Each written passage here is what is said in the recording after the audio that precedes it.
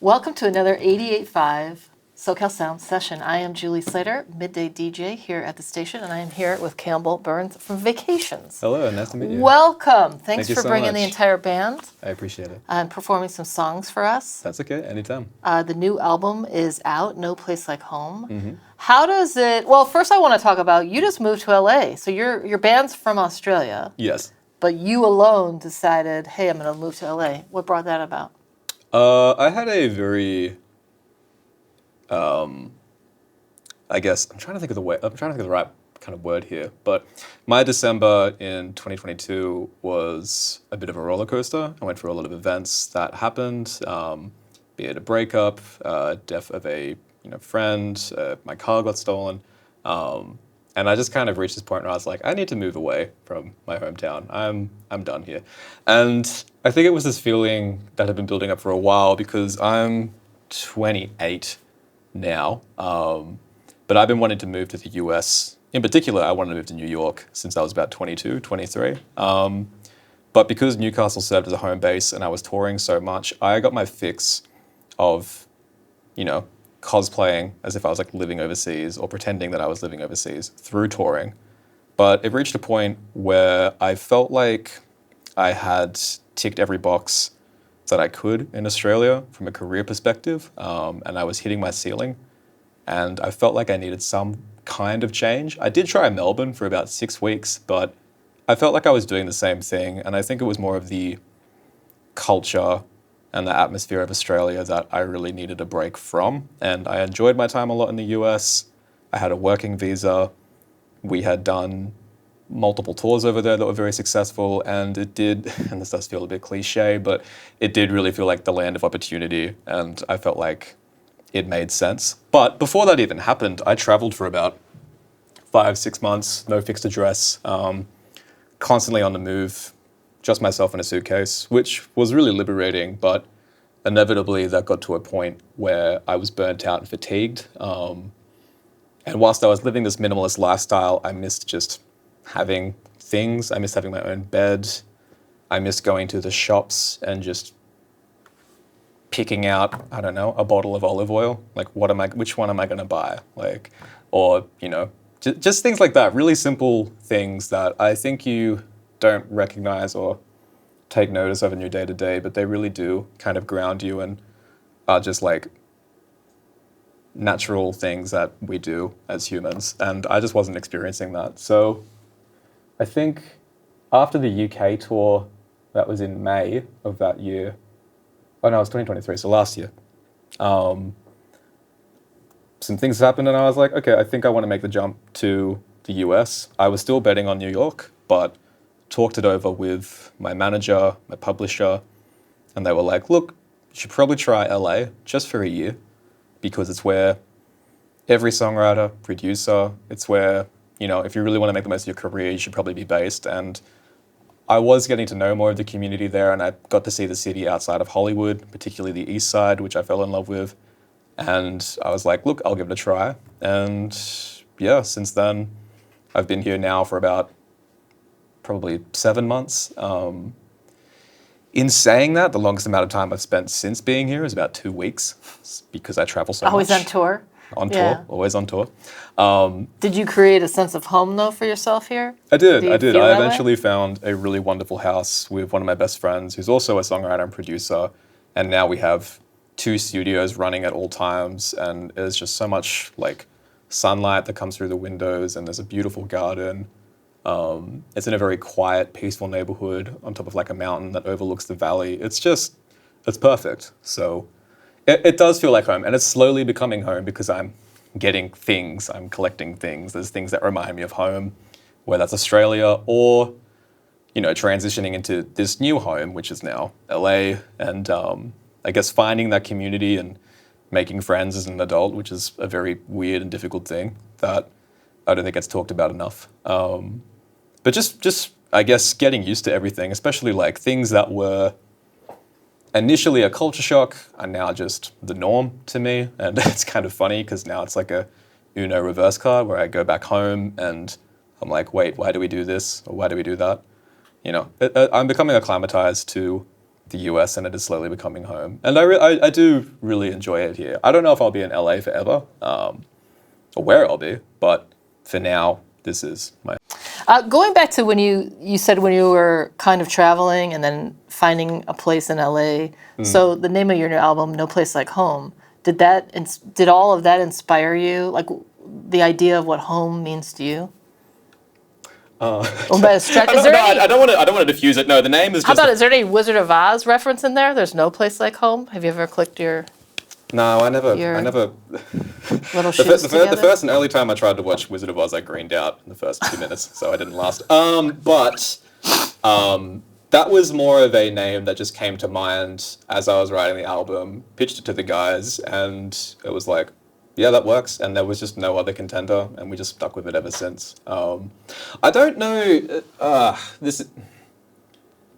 because I don't know why I write songs about certain things. I just happen to write about it. And it's only until people point that out to me that it's like, oh, that is a common theme. And something I guess I do tend to write about a lot is that idea of home and what is community, what is your identity within that community, and how does that help you grow and foster like your relationships and your own individuality.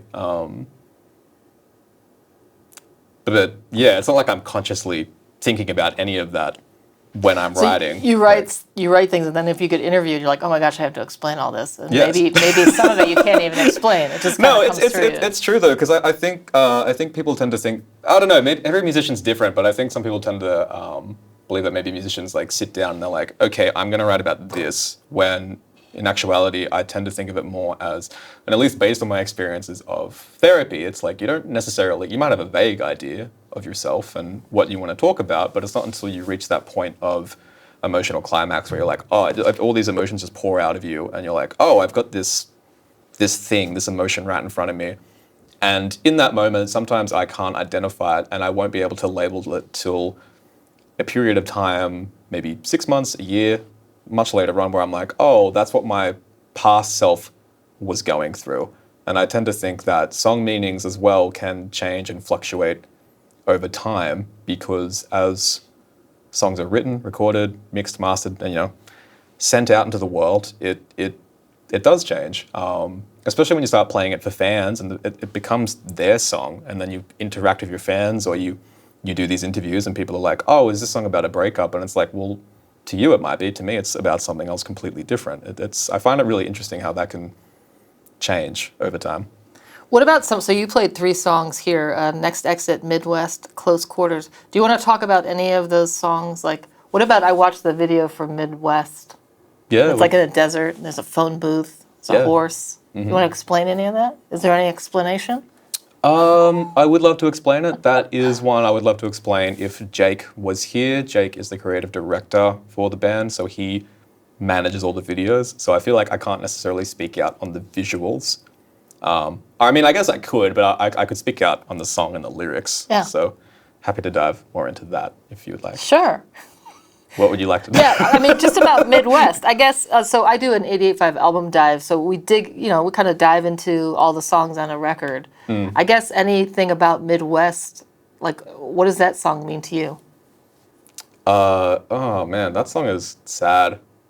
It's beautiful. It's bittersweet. It's you're in the club with your friends at like 3 a.m, but you're like crying as you're dancing to like the best song you've ever heard. Maybe it's like, I don't know, a Blue Monday song or New Order, that Blue Monday song. Anyway, it's more of a song because I was going through relationships while I was touring, and it was kind of these like probably more situationships, which I hate using that word, but it's like there's a lot of uncertainty and you don't really know what's going to happen. You're far from home, you're far away from this person, you're essentially having this relationship through the phone where it's like phone calls, texting, trying to build a sense of intimacy and closeness and maintain that, and again, grow as individuals, but also as a couple together. But it gets really hard, and with that uncertainty, you come home and then it's like, it just doesn't work out, and I just kind of kept going through those experiences. And I wanted to write something about that encapsulated that feeling of where you're aware that it's not working, but you're desperately trying to hold on to the fact that it could work out, because ultimately you want it to. You want to be accepted by this person, and maybe they do too. But I didn't want to make a sad song. I didn't want to make it like this acoustic number that's just like a ballad. I wanted to make it something upbeat and almost deceptive, because being deceptive in songwriting can be really fun. So instrumentally, it's a bop, but then lyrically, it's quite tragic. I feel like when I listen to your music, it makes me feel like it's upbeat shoegaze music. Yeah, yeah, no, So I you get have that. a nice way of blending, Well, that shoegaze is like what I listened to a lot growing up. Like when I was 14, 15 on YouTube, I got recommended like Slowdive, My Bloody Valentine. That led to Mogwai, Explosions in the Sky, Mono. Heaps of really good shoegaze post-rock bands that really informed my guitar sound, because I couldn't believe that a guitar could sound like that. So That's really cool. being a kid and using the money that I had, I bought like delay pedals and reverbs and distortions. I bought a Jaguar without the tremolo bar, which was a dumb move in hindsight, but I just wanted the guitar because everybody used it. So And you play a ton of instruments, right? Is guitar your main one, or? yeah, guitar's my main one. Guitar is my main instrument, and then I can play a bit of bass, but not like a bass player. I play bass like a guitar player, and then bit of piano, bit of drums, sing. Recently took up banjo because I want to lean more into like Americana. Particularly something we explored over this album was like Nashville guitar tunings, lap steels. Yeah, I had never heard of banjos. Nashville guitar tuning. No, neither till this album, and because there's only so many, because there's only so many times I can like pick up a guitar, and I've said this so many times in interviews, but I really need to drive this point home. But play like a major seventh jazz chord with a bit of vibrato on it, because I think that's what fans want, and it's a very bedroom pop sound, but I'm so bored of it, and I've been doing it for years now. We've almost been a band for 10 years, and like, I'm almost 30, which is scary to think about. And it's like, I just don't care. I want to play like, I want to explore like open tunings. I want to explore like, how can I recreate feelings or emotions that I've expressed before in the past? How can I reinterpret it in this way where it's like, what if you took that sound but you played it on an acoustic guitar? And then it's like, what if that acoustic guitar was in like open D, and then you had a lap steel, and how can you still make that sound like you? It's like such an interesting thing to me. I think a lot of people can get in the mindset where it's like, oh, but this album doesn't sound like this album. And it's like, that's okay. You can listen to that other album, but artists need to like keep developing their sound. So I'm like constantly interested in like new instruments, because otherwise I would just get bored of it. Like, And I've heard that you, in the last couple of days, maybe recorded a couple new songs. yeah, we've got 7 new songs, 7 new ideas. Will it be a different sound than this album? Yeah, I think it should be, out of necessity. I hate repeating myself. It's funny seeing, yeah, I know. That's like a whole nother thing I could rant about. About what? What's that? About what? Oh, just like, because like, I think everyone does it, but you're like, okay, like I'm going to check some album reviews, and like you can be really proud of this work and you can get like really good comments, but the ones that always stick out are like, the negative comments, which I love. I love negative comments. I love hot takes because I find it more interesting, but sometimes you get comments and it's like, oh, this album just sounds like the last album. And I'm like, how did you get to that conclusion? Like, I can't, but it's interesting. I don't know. It's fun to explore those opinions. I don't read too much into it. I think it would be Oh, it's hell. against your soul to read a lot of reviews on anything, for anybody. Before I got my pure OCD diagnosis, that really like ruled over me when I was like 20, 21, and being perceived on like quite an international level with the release of well, not like a huge international level, but I was like, local musician, and then someone in the States uploaded Vibes. Might have been David Day and Birkenhart, who's a really good tastemaker. But then, everyone just commenting on these tracks, and I was like, oh my, this is... And wasn't TikTok a big influence for it? Like, really got you guys widespread being known? Yeah, but before TikTok, there's always something else. And Yeah. that, like, back in 2016, 2017, it would have been when bedroom pop was really in its heyday, would have been SoundCloud and YouTube, and just people uploading music, all these like curators, tastemakers that had a following. And that was like a viral moment for us. I think we're just now used to the extremes of a platform like TikTok, where it's like virality is actually like, you're getting millions of streams at once. I think that's it. There's always been some medium or some way to be viral. I just think it's getting more and more into that extreme, you know? Like, When was the first moment? You guys get a lot of like hundreds of thousands of streams, even on a brand new song. When was the moment that you felt that energy, that things were really turning a corner for you guys? For probably the first US tour we did. I know we had a viral, like Young, for instance, was viral before that moment, but it was all on a screen, so it didn't mean anything to me in a sense. You know, it's like waking up one day and it's like, wow, I have a lot of Instagram followers. Like, it just doesn't feel real or tangible.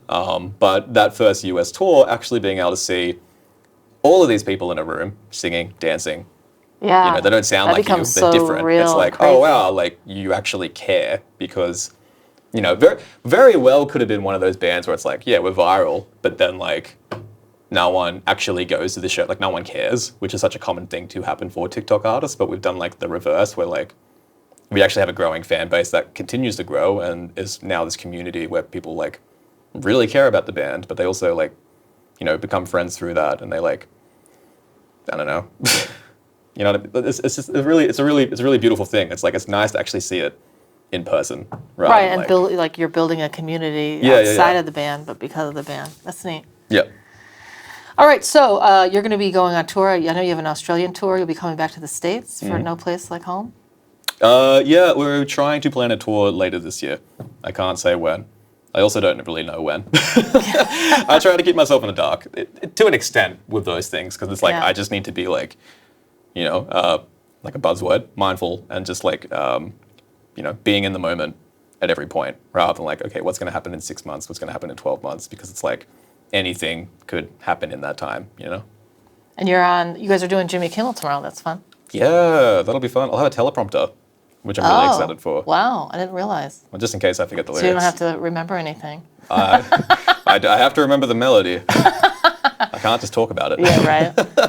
Well, that's cool. I hope you guys have a great tour. Thank you so much for coming by. that's okay, No anytime, Place Like anytime. Home. Appreciate it. Really fun seeing you guys perform. You sounded Thank you. great. And can't wait to see what's next and hear even more new songs coming up. Appreciate it. Yeah, thank you for your time. Thanks. Cool.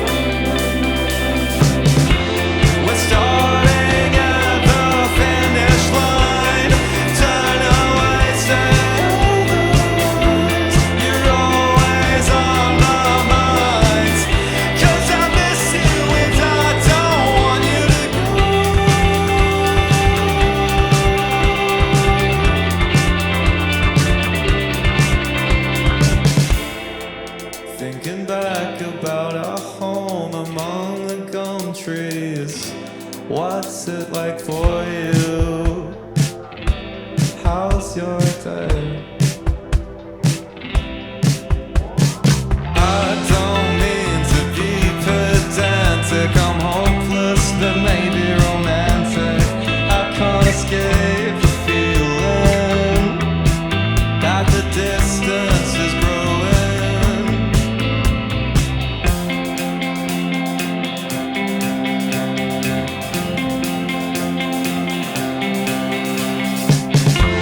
We're starting at the finish line. Turn away, say otherwise. You're always on my mind. 'Cause I miss you and I don't want you to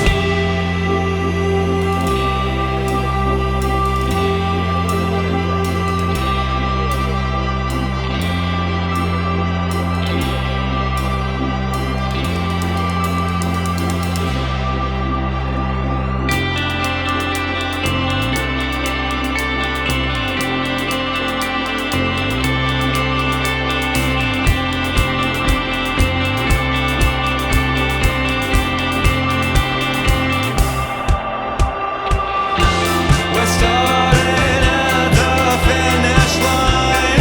Turn away, say otherwise. You're always on my mind.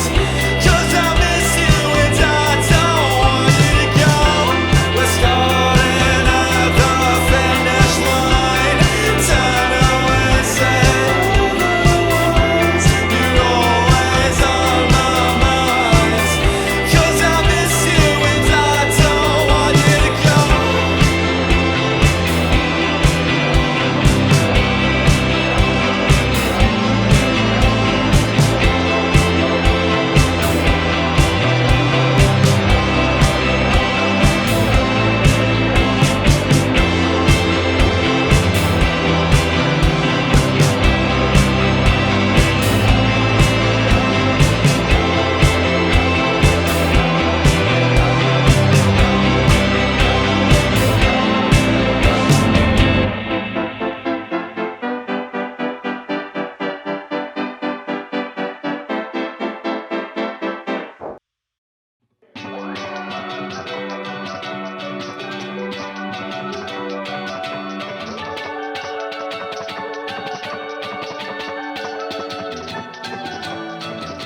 I'll give this one more try before I take the next exit off the highway into a different life. I don't know how you can tell me otherwise when I can't tell left from right.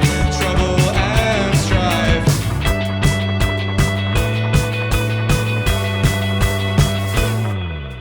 Can I trust what I know? I know nothing. Maybe it's time to let go. Drift and fall apart. Take me back to the start. Or we could just let go.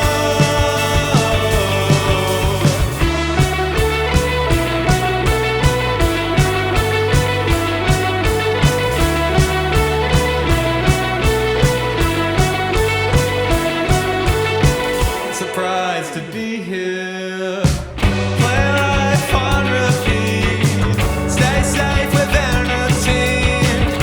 Won't accept defeat. Oh no, I don't know how. You convince yourself so